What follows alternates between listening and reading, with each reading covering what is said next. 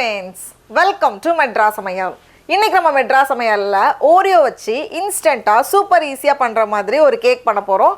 இத நம்ம இன்னைக்கு வந்து மைக்ரோவேவ்ல தான் பண்ண போறோம். அதனால நம்ம வந்து 1 நிமிஷத்துல செஞ்சு முடிச்சிடலாம். இது வந்து நல்ல ஃபட்ஜியா அப்படியே ப்ரௌனி மாதிரியே இருக்கும். அதனால இது மேல வந்து ஒரு ஸ்கூப் ஐஸ்கிரீம் வச்சு சாப்பிடும்போது அவ்வளோ அட்டகாசமா இருக்கும். இப்போ இது பண்றதுக்கு ஃபர்ஸ்ட் வந்து நம்ம பிஸ்கட்டை ரெடி பண்ணனும். அதுக்கு நான் இன்னைக்கு வந்து ஒரு பேட்ச்க்கு நான் இன்னைக்கு வந்து 6 Oreo பிஸ்கட் எடுத்துர்க்கேன். இதை வந்து ஒரு மிக்ஸி ஜாரில் மாற்றிக்கோங்க.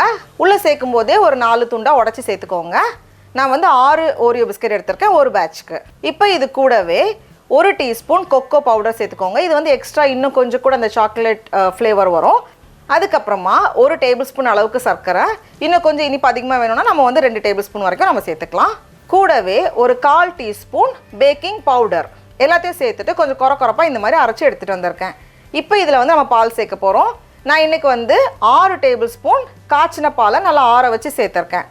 6 டேபிள் ஸ்பூன் வந்து நமக்கு 1/3 கப் வரும்.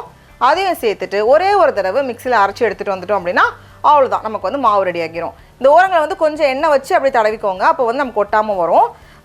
ரொம்ப அகலமான பாத்திரமாக இல்லாமல் இந்த மாதிரி கப்பு மாதிரி எடுக்கும்போது நமக்கு வந்து இன்னும் நல்லாயிருக்கும். இப்போ இது மேலே சேர்க்கறதுக்கு நான் வந்து கொஞ்சம் சாக்லேட் எடுத்திருக்கேன். அதை வந்து சாக்லேட் சிப்ஸ் இல்லைனா இந்த மாதிரி சாக்லேட் பாரை வந்து கொஞ்சம் உடச்சி சேர்த்துக்கோங்க. அப்படி இல்லைனா நம்ம வந்து ஏதாச்சும் சாக்லேட் ஸ்ப்ரெட் இல்லைனா நட்டல் அதெல்லாம் கூட சேர்த்துக்கலாம், அதுவுமே நல்லாயிருக்கும். இந்த மாதிரி சேர்த்துட்டு நம்ம வந்து மைக்ரோவேவ் பண்ணிட வேண்டியது தான்.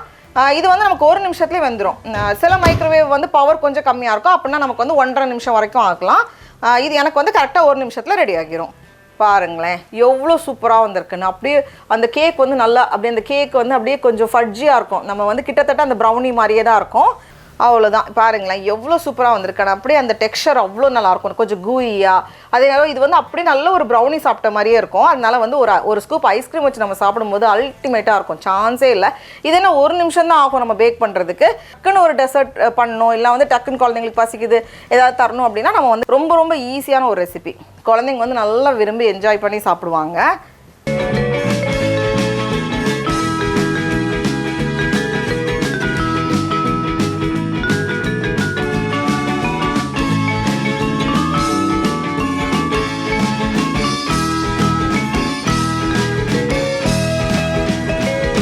சடா, அவ்வளோதான், நம்மளோட சூப்பரான ஓரியோ கேக் ரெடியாக இருக்குது பாருங்களேன். அது ஒரு ஸ்கூப் கொஞ்சோண்டு ஐஸ்கிரீம் மேலே வச்சு நம்ம சாப்பிடும்போது ப்ரௌனியெல்லாம் நம்ம பண்ணுறதுக்கு அவ்வளோ டைம் ஆகும். இது வந்து இப்படிங்கிறதுக்குள்ள நம்ம ரெடி பண்ணிடலாம். ரொம்ப ரொம்ப நல்லாயிருக்கும்.